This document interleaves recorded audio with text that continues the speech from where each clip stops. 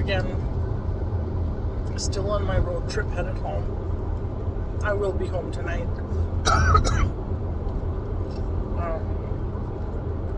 I just stopped in at the town where I met my late husband. Swung by, picked up a snack and swung by the old house and sat there for a bit. The neighbors who bought the house have done some really good work. The yard looks amazing. But I do have to admit, I liked the overgrown bushes around the deck because I could sit on the deck in my house coat with a coffee. Nope. There was a hair on the phone. Sorry about that. Anyway, I could sit on the deck in the morning in my house coat with a coffee and nobody knew I was there. They couldn't see through the bushes. It was nice and cozy. But it looks really nice and manicured now. That was something neither my hubby or I were ever fond on. We didn't shape the bushes, manicure the lawns, anything like that. We kept the grass cut. My hubby did. I'm allergic to fresh cut grass, but he took care of that. Kept the grass cut. Made sure there were no wasp nests under the deck. Because, yeah, they used to like to build nests under our front step. Chandler, stop it. But as I'm leaving, I passed by my hubby's final resting place, and I didn't stop this time. The last time I stopped there, it just felt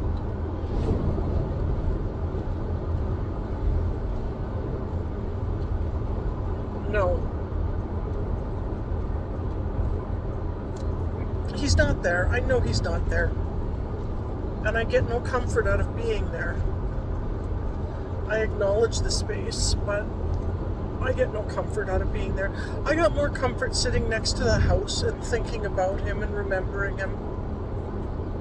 Remembering how he used to have me park in the driveway, and then he would block the exit to the driveway.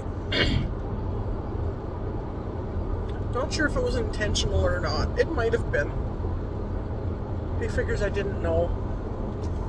He was always so afraid I was going to leave. I had no intentions of leaving. But he was always so worried that I might just get up and get in my vehicle and go away. So he used to block it into the driveway. And at one point I did talk to him about that and say, please don't do that. It makes me claustrophobic. I'll let you know when I'm going somewhere, but please don't block me in.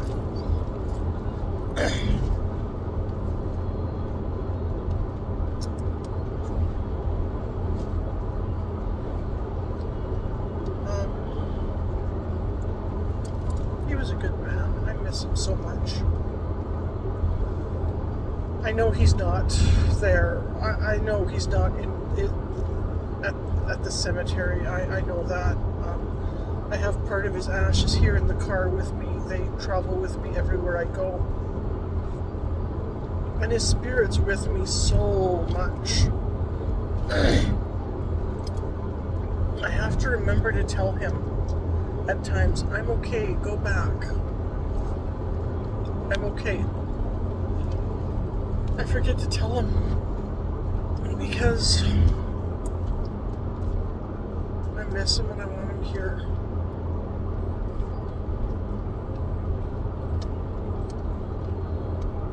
Anyway,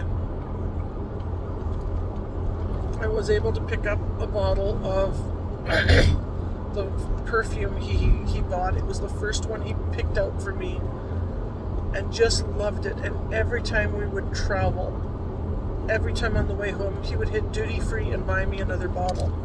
Always.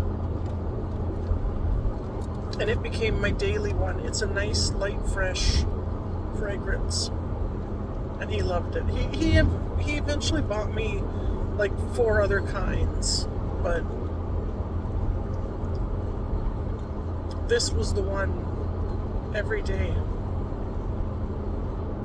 And I recently had some help unpacking where I'm living now, and the bottle I had out, I don't know where it is. It got moved somewhere. I haven't been able to find it.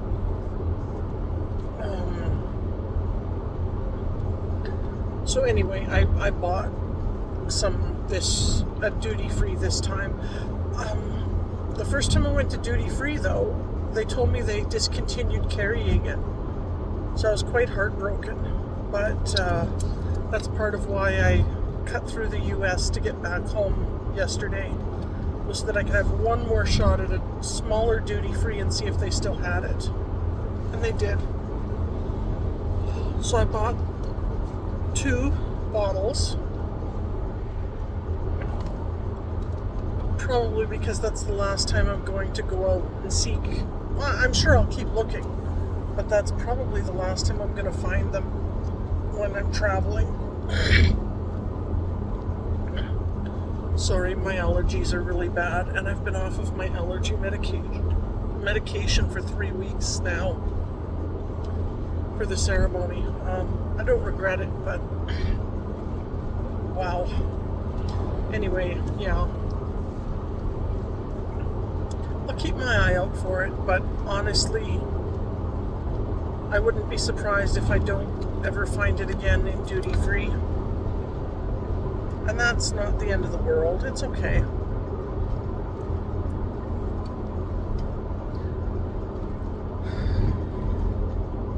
But I'm so glad I found it this time. It just helped with everything that went on with the ceremony. At one point during the ceremony, it was bad. I was not in a good place. And I felt so isolated and alone and horrible and hated. I felt hated. And it was so overwhelming. I called out to Lee. And I was so upset because he didn't come. He's never not come when I've needed him. But when I called him during the ceremony, it didn't feel like he came.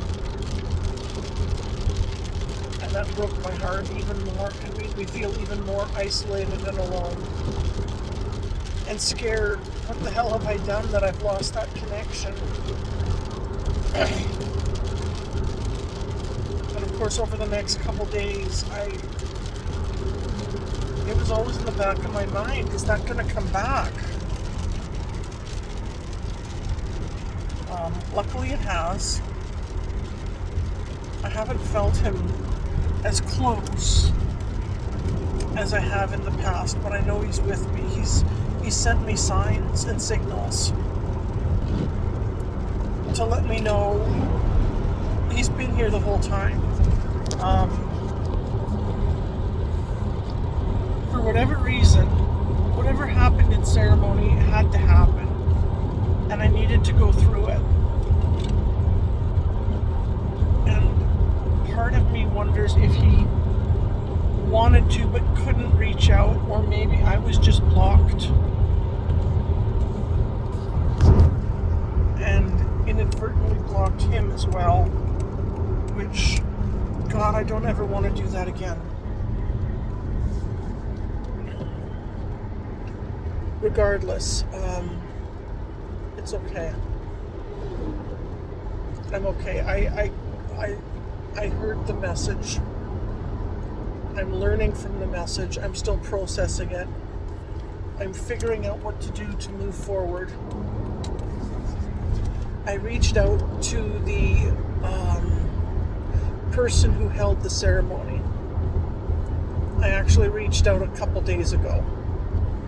But I reached out and basically said I was sorry for having to leave so abruptly, but I was in a lot of pain and I couldn't stay. I needed to go. And she said she understood the journey is different for everybody, but she does want to talk to me. And I said absolutely. So we're scheduled to talk next week. But in the meantime, she let me know it's okay what I went through, and she still wants to be there to support me. And I'm welcome to come back when the call happens, if the call happens again.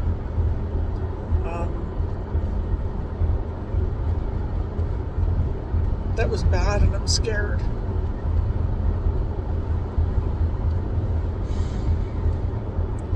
But you know what? Some of the best things in my life have happened when I've been scared. When I've been absolutely terrified and unsure of myself and ready to chicken out. And if I just lean into that discomfort and sit with it, I learn so much. And I discover so much.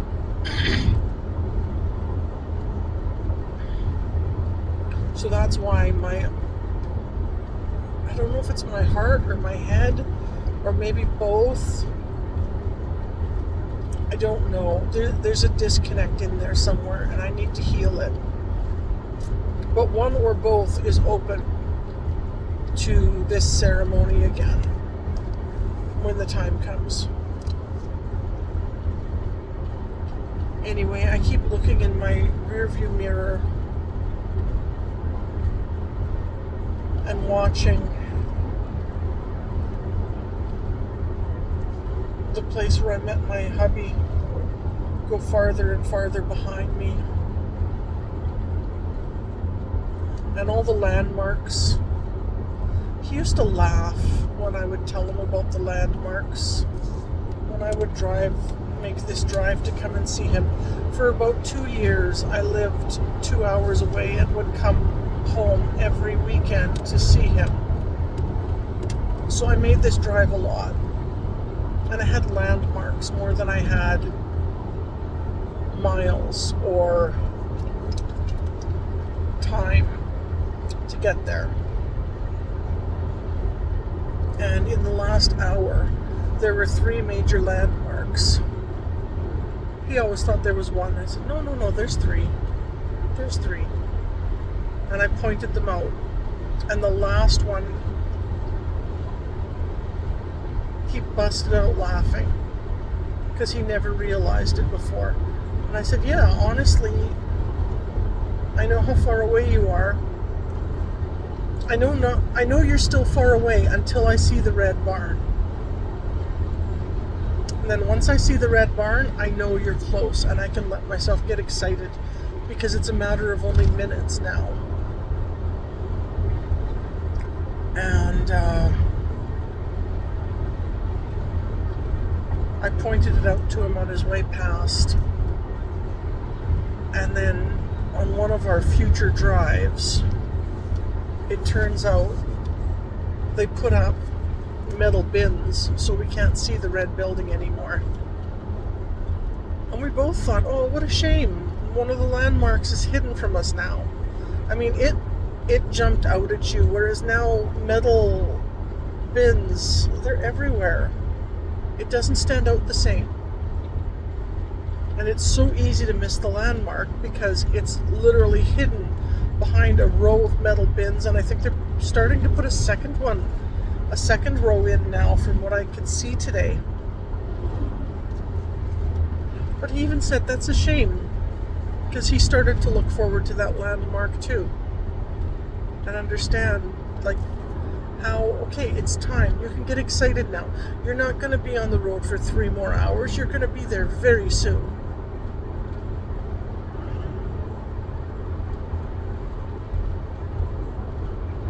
Progress. Go figure. Life goes on whether you want it to or not.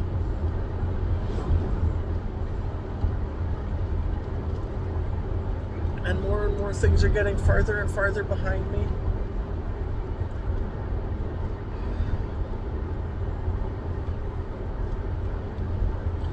The nice part is I'm leaving right now and I'm on my way. I was at the home he lived in his whole life and where I met him and where our life together started. And the very next home I'm going to go to is the one we bought together in Moose Jaw. That's where I keep this car that I travel in parked in the garage, and I'll pick up my driving around the city vehicle.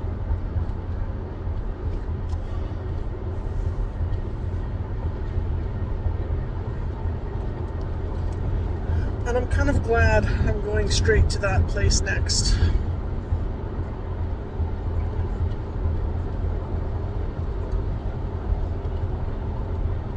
I remember how much he loved that house.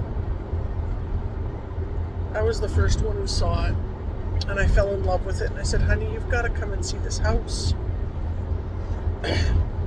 And he saw it, and for the price and everything else, he was like, yeah, no, it's great, but let's keep looking. And when we kept looking, the same price point, oh my gosh, the things we were finding in the same price point were almost nightmares. So it didn't take us long to circle back to this and put in an offer. But we were told they already had an offer, but it looked like it might fall through. So if we met that person's offer, when it fell through, they would just switch over to us. So we agreed, yeah, and did the inspections, and even the inspector, or our realtor, after the inspections came in, he sat us down and says, I'm so sorry to tell you this.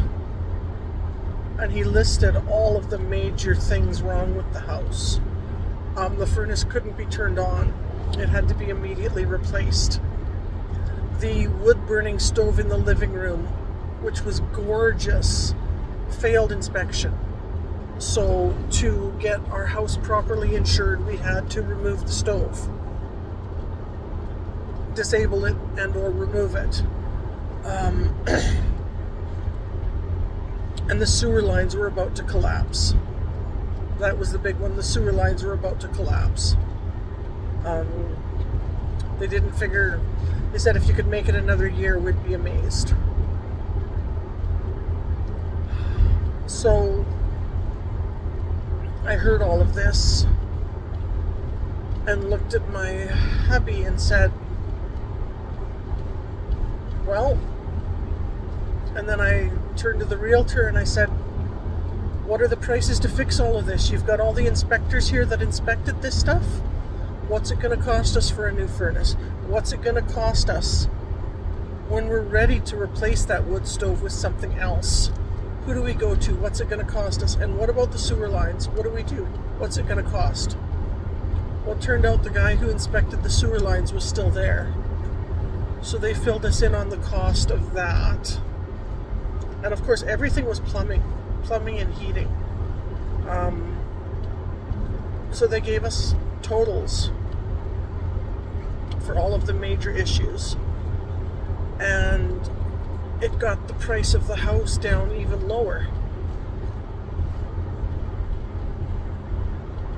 That was my thing. I said, you know, if there's major structural things that need doing here, so they're going to have to come down in price and meet us somewhere else, because no, we're not taking on this house with all of that.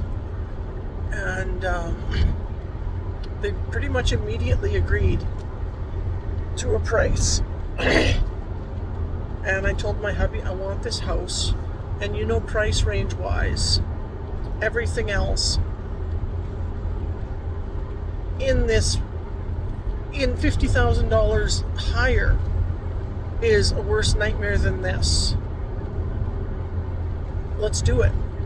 So we agreed, and then my realtor, we said, yeah, we'll do it. And he says, well, let me work on it. And he got it even a little bit lower, another $5,000 off for some reason or other. I don't remember. But I was so happy. the day we got our keys, wow. And part of me was accepting the fact that I was asking my hubby to leave the home he grew up in and move away with me. So I honestly figured it would take him a long time, and I was okay with that. I was prepared for 6 months to still be living apart while he dealt with things. And that was okay. I was going to give him the time he needed, and I braced myself for at least 6 months. And I was just excited. I could give up my storage locker. I could give up the basement suite I was renting. I was moving into the house right away. And I was so excited about that. And that's what we did. We moved me out of the basement suite I was renting and out of my locker and into the house immediately. And Lee stayed the night that night, which I thought was awesome and sweet. But hey, we've been working all day. He's tired. Absolutely, stay the night in the house with me. This is amazing. He never spent a night back in the house, in the original house after that. He was home every night. And over the course of the next week and a half, he cleaned out the house and moved. It took a while because we used half tons and trailers and friends and took our time. He had so many collections and so many things he was so gentle with in moving. So it took a while. But every night, I think every night, yeah, I'm pretty sure every night he was with me in the new house. If there was one night he wasn't, I don't remember. There's a possibility, but I don't remember. He loved that new house as much as I did. And it was ours. It was a new start for both of us.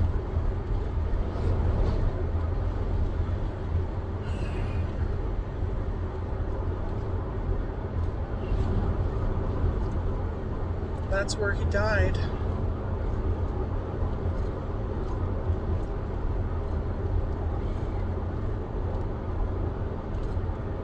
I still love the house. I really do. I've renovated the kitchen. It needed new insulation. The flooring needed to be fixed. In the end, I ended up completely gutting the kitchen, removing load-bearing walls, putting beams up to keep the second story up. Opened up the kitchen and dining room, ripped out carpets and built-ins, and found original hardwood. And okay, the original hardwood sucks. I need to replace that floor. But oh, the house. I still love it so much. And I'm so grateful to the people I found that are renting it and taking care of it for me while I'm away. I needed to be away. But I also didn't want the house sitting empty.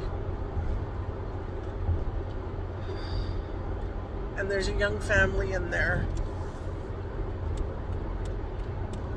The father of the family works for my mechanic, and he is one of the two men who have been there for me since losing Lee. 100% been there for me. I'm renting it for way below market value, but it's what he can afford. And he and his wife and his kids are taking care of my home. So I'm okay. It's not empty.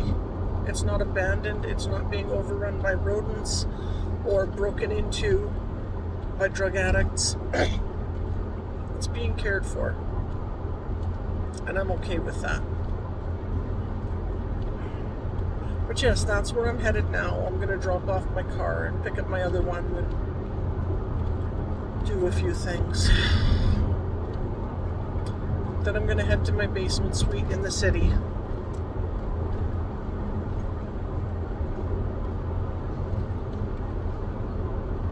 It's just a place where I sleep right now. I sleep and I keep my furniture and my clothes. I don't even cook there. I should.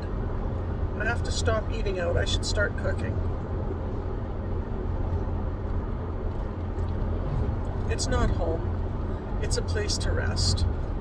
Because I don't know where home is right now. Since losing Lee, I've lost my sense of home.